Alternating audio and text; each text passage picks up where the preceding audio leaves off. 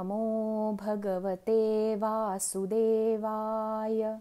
श्लोक 5 आणि 6. महाभूतान्यहंकारो बुद्धिरव्यक्तमेव च इंद्रियाणि दशैकञ्च पञ्चचेन्द्रियगोचराः. इच्छाद्वेषः सुखं दुःखं संघातश्चेतना धृतिः. एतत् क्षेत्रं समासेन सविकारमुदाहृतम्. शब्दार्थ. 5 महाभूते, अहंकार, बुद्धी आणि मूळ प्रकृती, तसेच 10 इंद्रिये, 1 मन आणि 5 इंद्रियांचे विषय अर्थात शब्द, स्पर्श, रूप, रस आणि गंध, तसेच इच्छा, द्वेष, सुख, दुःख, स्थूल देहाचा पिंड, चेतना आणि धृती अशा प्रकारे विकारांसहित हे क्षेत्र थोडक्यात सांगितले गेले आहे. भावार्थ. शरीर इतक्या गोष्टींपासून तयार होते. एक व्यक्ती दुसऱ्या व्यक्तीपेक्षा वेगळी असते. जुळी भावंडे असतील तरी त्यांच्यात भेद असतो, त्यांचे विधिलिखित वेगळे असते. धृती म्हणजे काय? मन, बुद्धी आणि अहंकार या तिन्हींपासून धृती बनते. धृतीमुळे माणूस निर्णय घेतो, प्रतिक्रिया देतो. बुद्धी आणि स्मरणशक्ती इतकीच ही महत्वाची शक्ती आहे. धृती म्हणजे संयम. बुद्धी आणि मनाचे द्वंद्व झाले तर निर्णय घ्यायचे काम जी शक्ती करते ती धृती. यामुळे माणसाचा स्वभाव बनतो. शांत, विवेकी, चंचल, विचारी, रागीट हे धृतीवर अवलंबून असते. योग्य काय हे बुद्धी ठरवते. मन भावनेने, मोहाने ठरवते. धृती यापैकी काय करायचे तो निर्णय घेते. हा माझा पिंड नाही असे आपण बोलताना म्हणतो. विकार जिंकत आत्मा प्रगत होत येतो. कोणाला मोह नसतो, कोणाला राग येत नाही. कोणी दुसऱ्याच्या आनंदात मनापासून सहभागी होऊ शकतं. इंद्रियांच्या विषयावरही कमी जास्त आसक्ती असते. कोणाला भूक कमी, कोणाला झोप जास्त, कोणाला चालायची आवड तर कोणाला बोलायची नावड असे विविध गुणी शरीर बनते. हसणे, दिसणे, केस, रंग, बोलणे सगळे वेगळे असते. अनेक जन्मांचे संस्कार घेऊन जीव जन्माला येतो, त्यानुसार वागतो आणि त्याप्रमाणे भोग भोगतो. श्लोक 7 ते 11. अमानित्वमदम्भित्व महिंसा क्षान्तिरार्जवम् आचार्योपासनं शौचं स्थैर्यमात्मविनिग्रहः.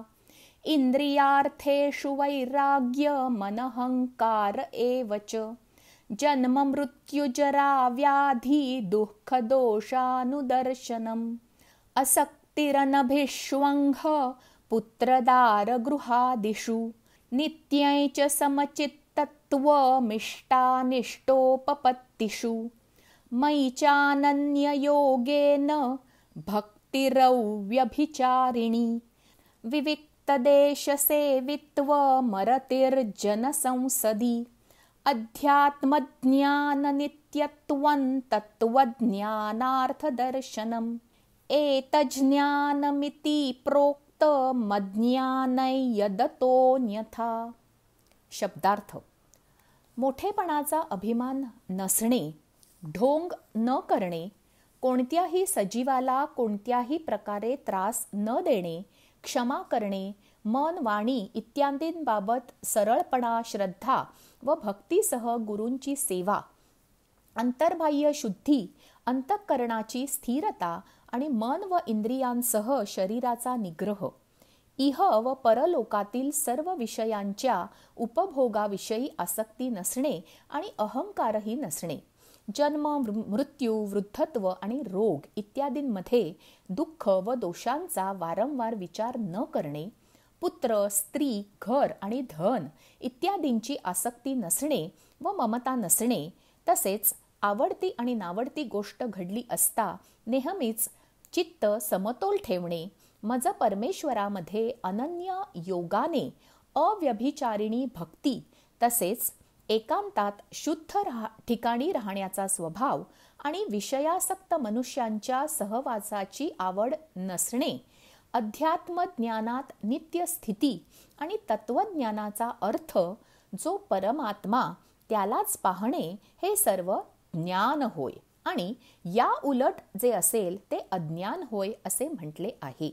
भावार्थ: क्षेत्र क्षेत्रज्ञ समजावताना ब्रह्मसूत्रात काय सांगितले आहे ते सांगितले. ब्रह्म हे ज्ञानाची कास धरून जाणता येते. ज्ञान मिळवण्यासाठी आचार विचारांच्या पद्धती, नियम आहेत. भारतीय संस्कृतीत पूर्ण व्यक्तिमत्वाचा विचार केला जातो. माणूस ज्ञानी आणि विनम्रही हवा. माणसाने कर्तव्य कर्म करताना आरोग्याचीही काळजी घ्यायला हवी. वागण्या बोलण्यात समतोल हवा. तरच माणसाचे शारीरिक आणि मानसिक आरोग्य चांगले राहते आणि तो व्यवस्थित आयुष्य उपभोगू शकतो, परमात्म्याला जाणून घेऊ शकतो.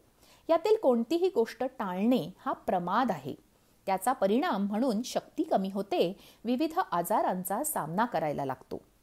आयुष्यातील सर्व गोष्टींचा उपभोग जरूर घ्यावा, पण त्यात संयम असावा. कोणत्याही गोष्टीच्या आहारी जाऊ नये. कोणत्याही भावनेत वाहून जाऊ नये. सारे काही प्रमाणात असावे.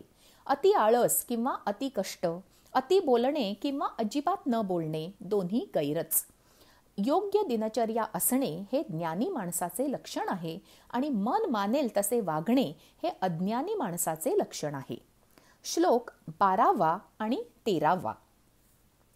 ज्ञेयं यत्तत् प्रवक्ष्यामि यज्ञात्वा मृतमश्नुते अनादिमत् परं ब्रह्म न सत्तन्नासदुच्यते सर्वतः प्राणिपादं तत् सर्वतोक्षिशिरो मुखं सर्वतः श्रुतिमल्लोके सर्वमावृत्य तिष्ठति. शब्दार्थ: जे जाणण्याजोगे आहे आणि जे जाणल्यामुळे मनुष्याला परम आनंद मिळतो ते चांगल्या प्रकारे सांगतो. ते अनादी परम ब्रह्म सत ही म्हणता येत नाही आणि असत ही म्हणता येत नाही. ते सर्व बाजूंनी हातपाय असलेले, सर्व बाजूंनी डोळे, डोकी आणि मुखे असलेले, तसेच सर्व बाजूंनी कान असलेले आहे, कारण ते विश्वात सर्वाला व्यापून राहिले आहे. भावार्थ: सत म्हणजे शाश्वत, चिरकाल टिकणारे आणि असत म्हणजे अशाश्वत, नष्ट होणारे. आत्मा सत तर शरीर असत असते. परब्रह्म या पलीकडे आहे. सगळीकडे असलं तरी दिसत नाही. त्याचे वस्तुनिष्ठ प्रमाण देऊ शकत नाही. त्याला आदी अंत नाही, म्हणून त्याला सत म्हणू शकत नाही. त्याच वेळी तो सर्व जीवमात्रात प्रकट होतो, म्हणून तो नाही असेही म्हणता येत नाही, म्हणून तो असत नाही. त्याच्याच प्रेरणेने सर्व गोष्टी होतात. त्याच्यापासून काही लपून राहत नाही. तो साक्षी भावाने सर्व पाहत असतो. जगाच्या व्यवहारात ढवळाढवळ करत नाही. आपण चैतन्याला मनापासून दाद दिली तर ऐकू जाते. कोणत्या तरी रूपाने येऊन तो मदत करतो. तो स्वतः काही करत नाही, पण करवून घेतो. प्रकाश काही बघत नाही, पण प्रकाशामुळे आपल्याला वस्तू दिसते. रस्ता त्याच ठिकाणी असतो, पण त्याच्यामुळे आपण एका ठिकाणाहून दुसऱ्या ठिकाणी पोहोचतो. तसे परब्रह्म असते. स्वतः काही करत नाही, पण त्याच्यामुळे सगळे घडते. म्हणून तुकाराम महाराज म्हणतात, देह देवाचे मंदिर, आत आत्मा परमेश्वर. जशी उसात हो साखर, तसा देहात हो ईश्वर. जसे दुग्धामध्ये लोणी, तसा देही चक्रपाणी. श्लोक 14 आणि 15. सर्वेंद्रिय गुणाभासं सर्वेंद्रिय विवर्जितं असक्तं सर्वभृच्चैव निर्गुणं गुणभोक्तृच बहिरन्तश्च भूतानामचरैचरमेव च सूक्ष्मत्वात् तद्विज्ञेयं दूरस्थै चान्तिके च तत्. शब्दार्थ: ते सर्व इंद्रियांच्या विषयांना जाणणारे आहे, परंतु वास्तविक सर्व इंद्रियांनी रहित आहे. ते आसक्ती रहित असूनही सर्वांचे धारण पोषण करणारे आणि निर्गुण असूनही गुणांचा भोग घेणारे आहे. ते चराचर सर्व प्राणीमात्रांच्या बाहेर व आत परिपूर्ण भरले आहे. तसेच चर आणि अचरही तेच आहे आणि ते सूक्ष्म असल्यामुळे कळण्याजोगे नाही. तसेच अतिशय जवळ आणि दूरही असलेले तेच आहे. भावार्थ: मनुष्य काय करतोय ते परमात्म्याला समजत असतं, पण तो स्वतः काहीही करत नाही. किल्लीने कुलूप उघडतं, पण त्यासाठी कोणीतरी ती कुलपाला लावावी लागते, फिरवावी लागते. परब्रह्म तसे आहे, स्वतः काही करत नाही, पण त्याच्या विना काही होत नाही. गुरु ही किल्ली फिरवू शकतो. ते या सृष्टीत कणाकणात भरलेले आहे. त्याला कोणतेही स्वरूप नाही, आकार नाही, वास नाही, रंग नाही, ते दृश्यमान नाही, त्याचे प्रमाण देता येत नाही, आवाज नाही, पण तरी ते आहे. ते आपल्या आजूबाजूला आहे, तरी आपण त्याला पाहू शकत नाही.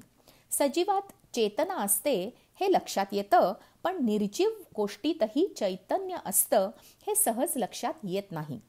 ज्याला आदी अंत आहे अशा प्रत्येक गोष्टीत आत्मा आहे. घरात वास्तुपुरुष असतो हे आपण मानतोच, पण अगदी गाडी, पुस्तक, मूर्ती सर्व गोष्टीत ब्रह्म असतं. त्याच्या लहरी आपण अनुभवू शकतो. आजचे निरूपण इतकेच. जय श्री कृष्ण.